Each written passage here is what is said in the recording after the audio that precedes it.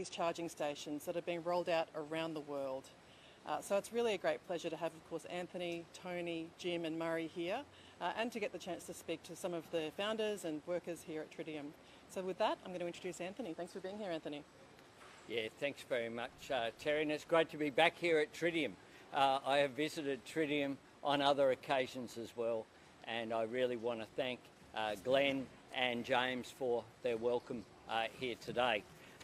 The truth is that the future is right here at Tritium, and I'll have more to say, but I first want to say about a couple of the announcements that we've had today. Firstly, Disaster Relief Australia, the $38 million announcement we have. They already provide support with some 1,500 veterans using the skills they learned through their membership of the Australian Defence Force to help not just Australians but people overseas as well to deal with recovery from floods, from cyclones, from bushfires. And what we saw this morning was the skills that they do have. We saw Westy launch that drone up into the sky. Their skills that he learned in terms of reconnaissance in the ADF, but then he has learnt the skills to operate the drone through his work with DRA. And that led him to then go get full-time employment, which he has with emergency services here in Queensland. So this is a program that is fantastic for our veterans to participate in. It's particularly good. They've been down at Coraki, down at Lismore, providing support for people in their time of need. And using those skills is also good for veterans in terms of their mental health and other issues as well. Secondly as well, we have an announcement this morning from Bill Shorten and Linda Burney about the NDIS, that Labor will defend and protect the NDIS. We did a press conference a couple of weeks ago where Ellie was an example of the sort of pressures that are on there in Parliament House.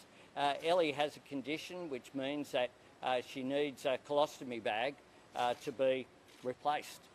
And the cutbacks in her own plan were that she was told she should reuse the colostomy bags, which represents a real threat to her health.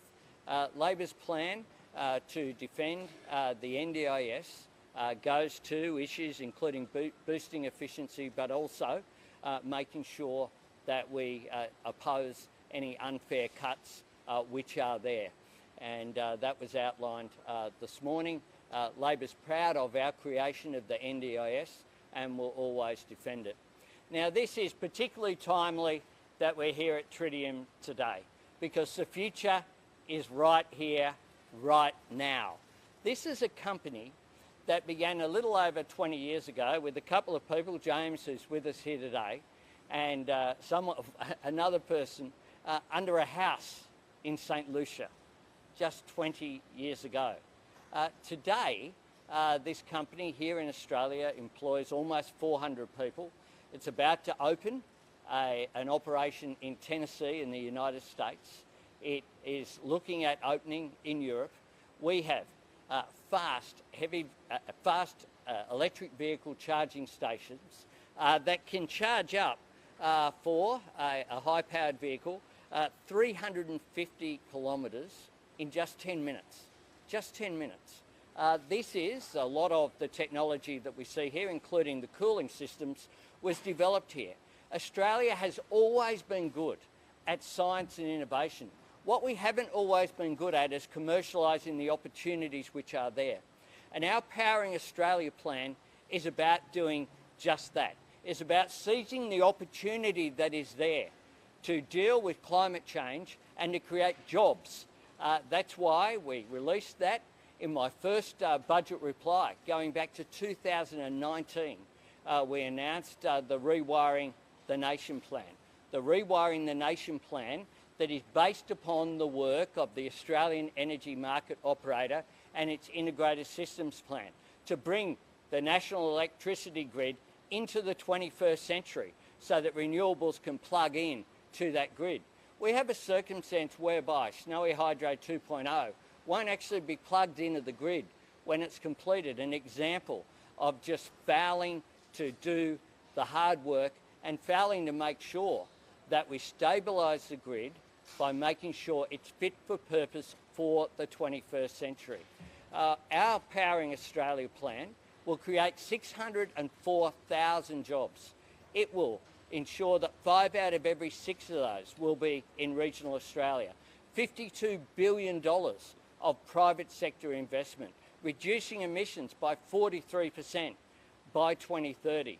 And what we have opposed today with some thought bubbles out there, so-called costings which we haven't seen, again raising a scare campaign about action on climate change that flies in the face of reality. That scare campaign is based upon a view somehow that renewables aren't the cheapest form of new energy.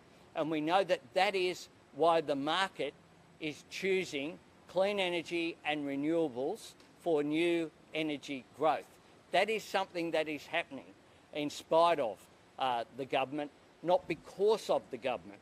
But once again, we see just a scare campaign. And I wonder whether Dave Sharma and Josh Frydenberg and Trent Zimmerman and all of those people who suddenly have discovered that, yes, they support net zero by 2050, agree that somehow renewables are going to lead to higher costs, which is what the basic assumption of this so-called attack is based upon. We did the hard work in the lead-up to the announcement of our policy on the first Friday in December last year. We said we would wait until after the Glasgow summit, until after the government had released its policy.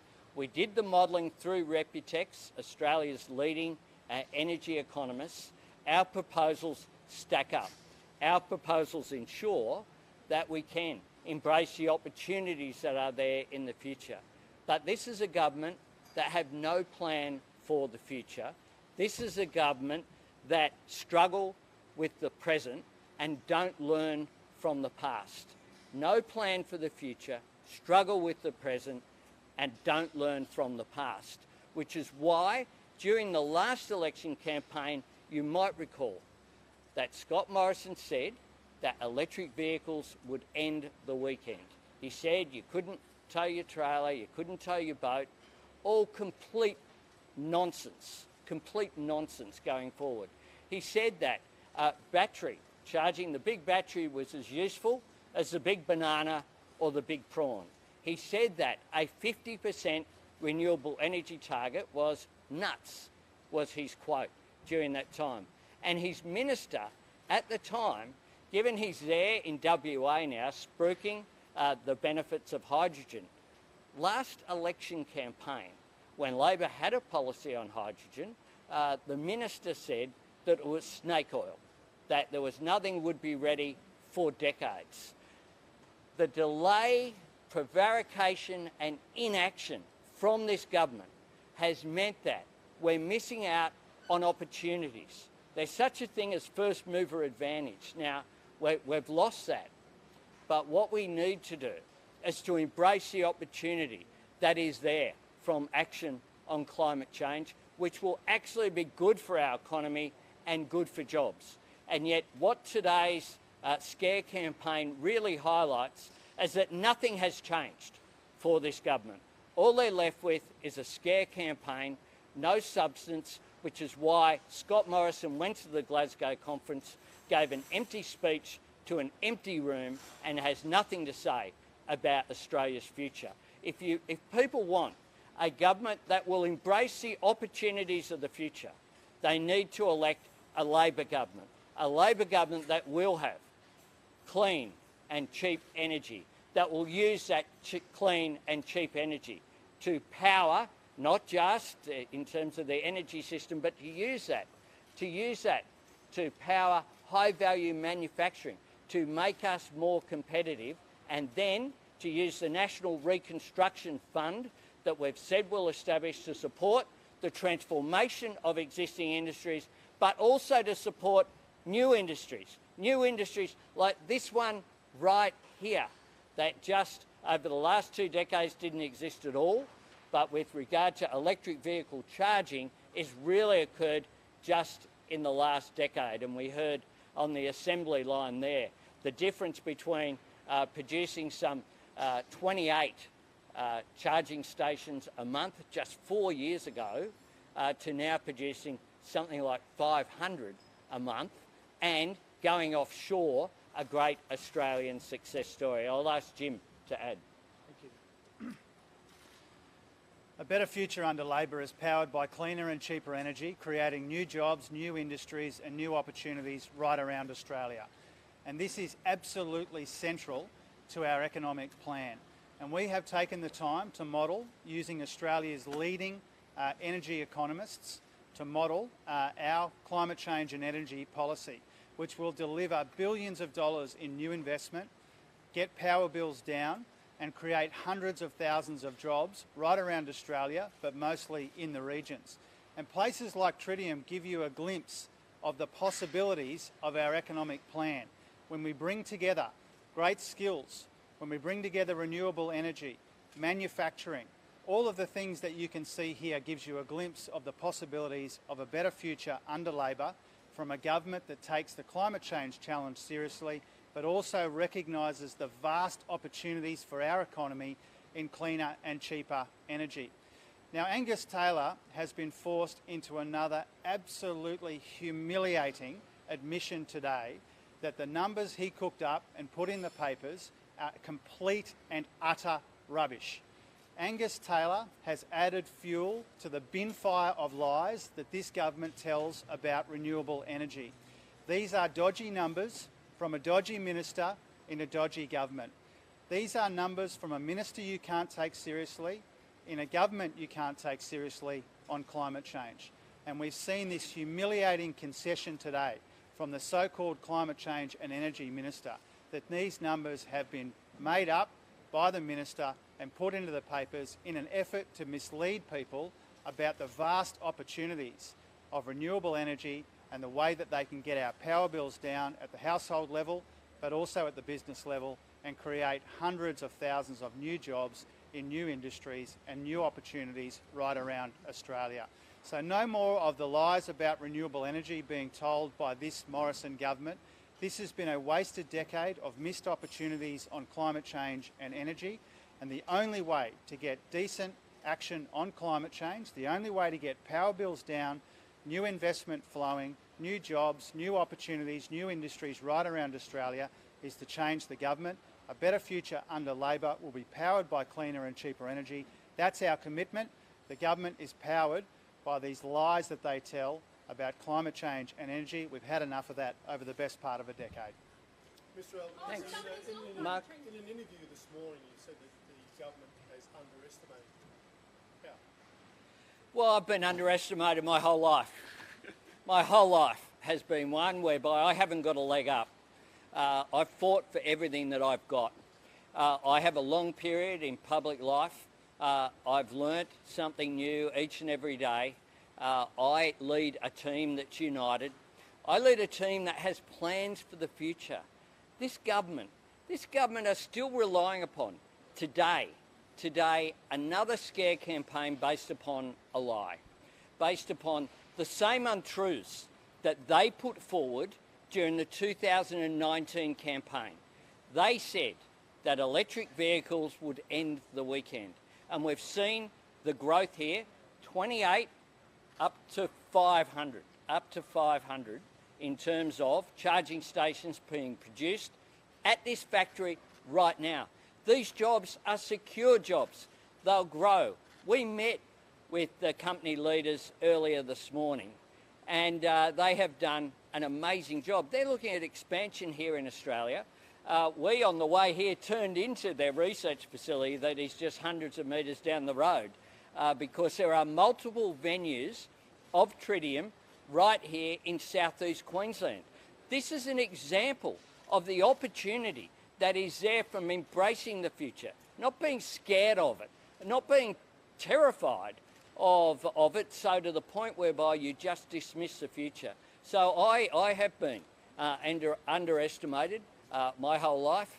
I will continue to put forward a really strong agenda for Australia's future, and that will contrast with this government that have nothing to say about the present, ignore it, pretend this isn't happening, and in today's leak say essentially that renewables are more expensive and will lead to higher prices, even though our modelling very clearly out there shows that households will benefit by $275 on average.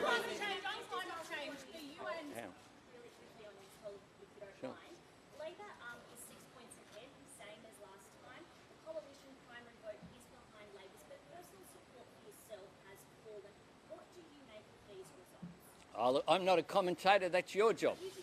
That's your job to commentate on the polls, and there'll be a lot of polling between now and election day. On climate change, your short-term 2030 target is 43. Correct. The UN is saying we actually need at least 45 if we're to keep below 1.5 warming. The Climate Change Authority also says between 45 and 60. Where have you actually got the number 43 for? Why have you not gone 45 or higher? Because what we didn't do, and we explained this in full at the time when we announced our policy, what we didn't do was say, okay, let's pick a number and then work back from there. What we did was we went, what is good policy? What makes a difference? And Rewiring the Nation was announced in 2019. This has been around for 3 years, and the government have 3 years later got a front page splashes in tabloids based upon not quite sure what. Angus Taylor can't say what it's based upon in interviews he's given this morning. We did the hard yards on that. We also looked at other measures that we would put in place, including for electric vehicles, for example, removing the fringe benefits tax will make an enormous difference in terms of the price of that, because one way that you get vehicles into the Australian market is either through direct government purchases or through company fleets. And that makes an enormous difference. We have a range of policies out there, community batteries.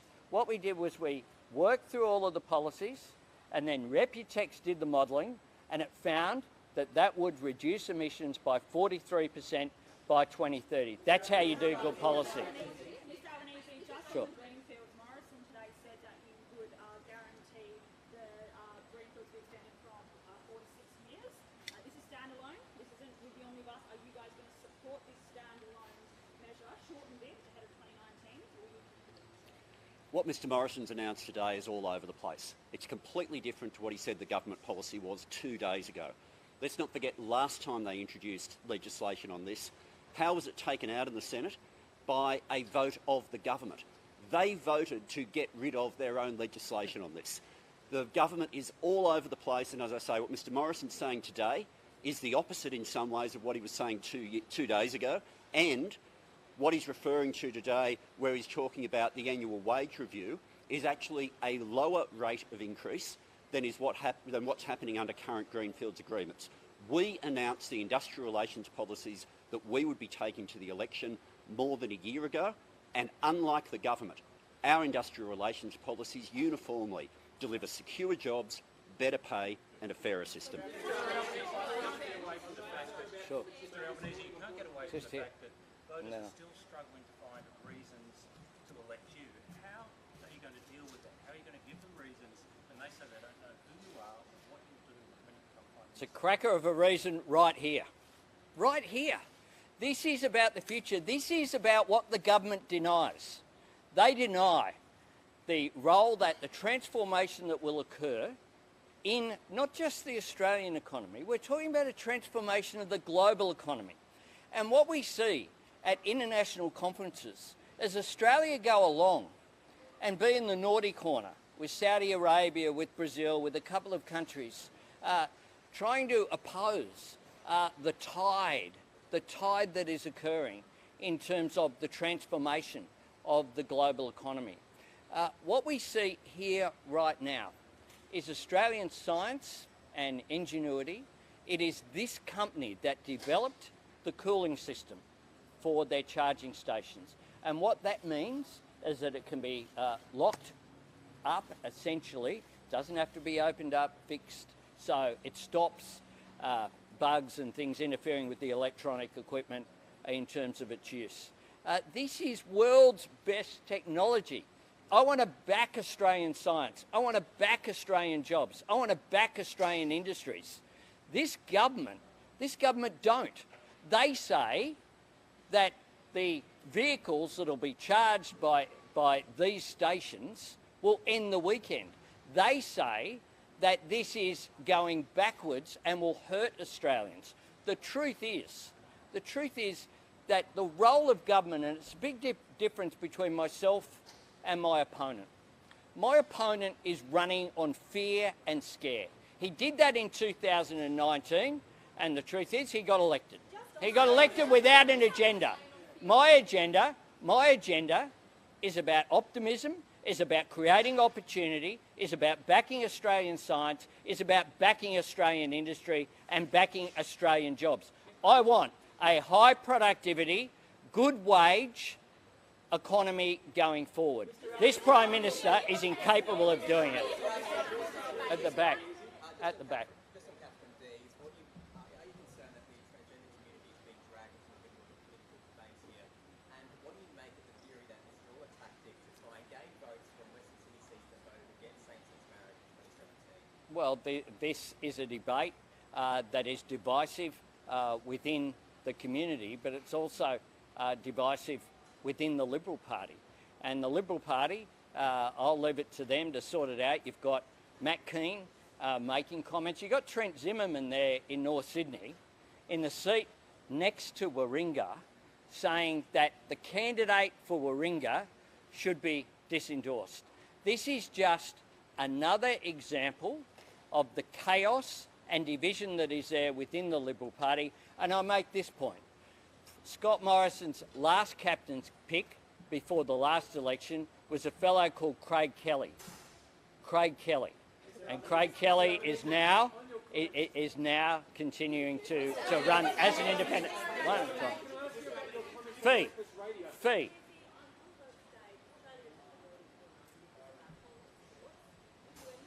No.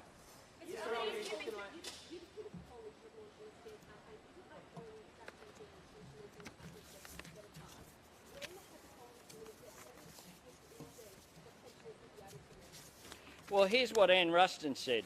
And people can make their own judgment. Here's what she said. In 2020, during this term of this Parliament, this minister said this: we're seeking to put all income management onto the universal platform, which is the cashless debit card. I might see if Jim wants to add something. Yeah. Look, it's. We can be very clear about this. Labor will abolish the cashless debit card. The government will keep it, and they've talked about expanding it.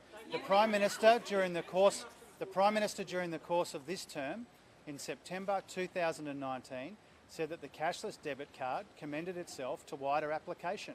The Minister said, as Anthony just reminded you, in 2020, he talked about this being the national platform. Now, if people want to ask the Prime Minister if he's serious about this, he'll abolish the card, but he won't. Labor will abolish the cashless debit card. The Liberals and Nationals won't, and they've talked about expanding it. Those are facts.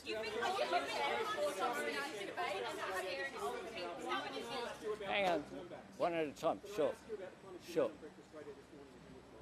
interview by Neil Green, you said, our plan is very clear. Offshore processing began when I was Deputy Prime Minister in 2013.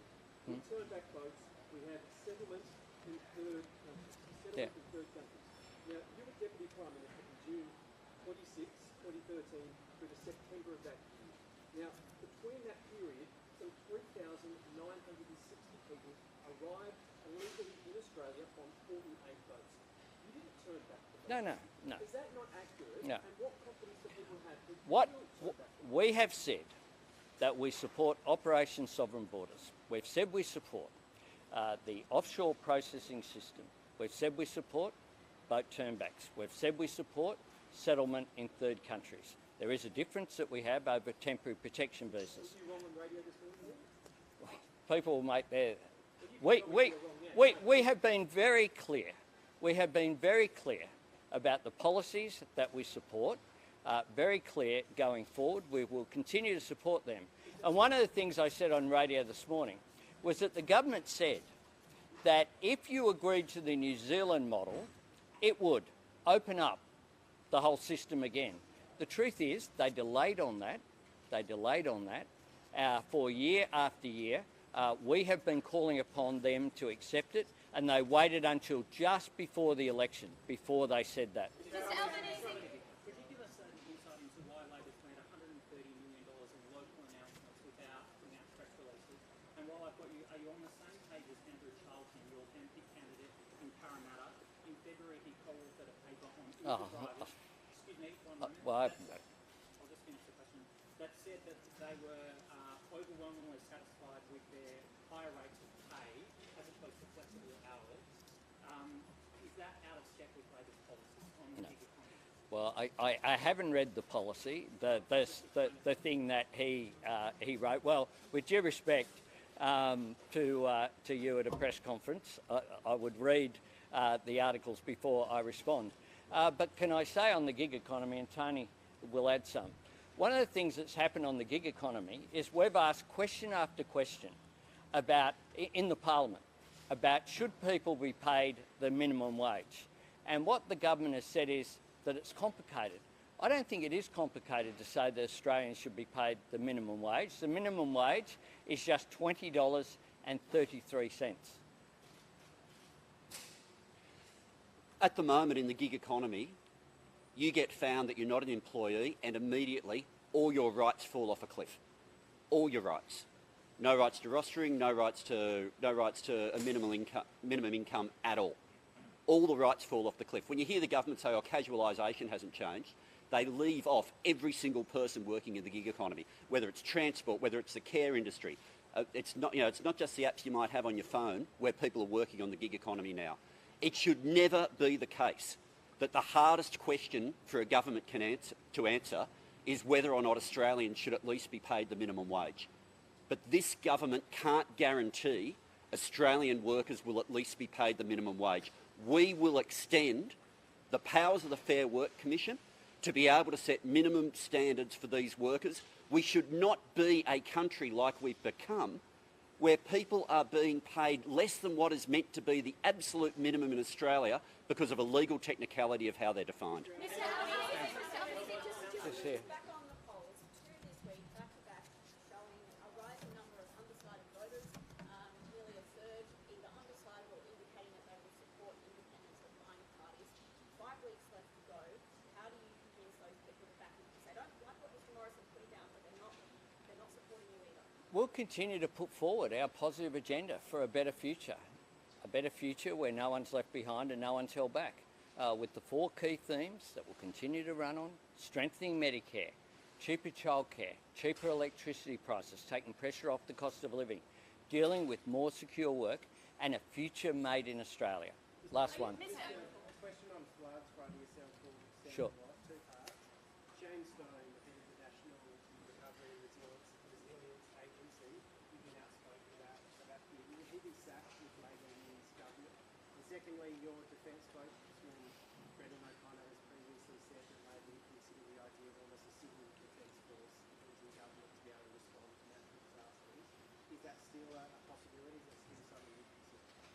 Well, can I, just before addressing that, can I just make the point that the announcement we made today in terms of funding to Disaster Relief Australia is a really good example of the contrast this Labor Party, led by Anthony Albanese, is offering to the Australian people compared to Scott Morrison. Over and over again, when we've seen bushfires and floods, we see Scott Morrison step back and duck for cover. What we see for Anthony Albanese and Labor is stepping up. We are not going to leave Australians be left behind and abandoned in disasters, whether it be at the time and leave funds unspent or after disasters with recovery, and that's why we've made that commitment today. I haven't given any thought at all to who might be holding particular offices if we win the election. We're going to win the election first. We have called on Shane Stone to resign, and he should have done that by now because of the disgraceful comments he made, blaming victims of floods for the circumstances they found themselves in when his own government had a fund that has now reached $4.8 billion because they haven't built a single disaster mitigation project. In terms of the Resilience Corps, obviously the announcement we made today is along the same lines. We think that the announcement today about giving money to veterans organisations is good for the veterans, good for the volunteers, and it's excellent for disaster communities as well. We can't continue to rely on the ADF to do all the work after a disaster. This Disaster Relief Australia organisation will be able to chip in and lend more of a hand as a result of the funding we've given today. I think I've answered, yep. Last question. Back on the cashless debit card. Yep, sure. You're accused of scaring old people, so how is it not a scary campaign? Well, it's based upon the government's own policy. We'll abolish. Let's be very clear. Let's be very clear. If they want to really rule it out, they will support our policy, which is to abolish it. Thanks very much. Thank you. Mr. Albanese, what evidence do you have? Authorised by P. Erickson, ALP, Canberra.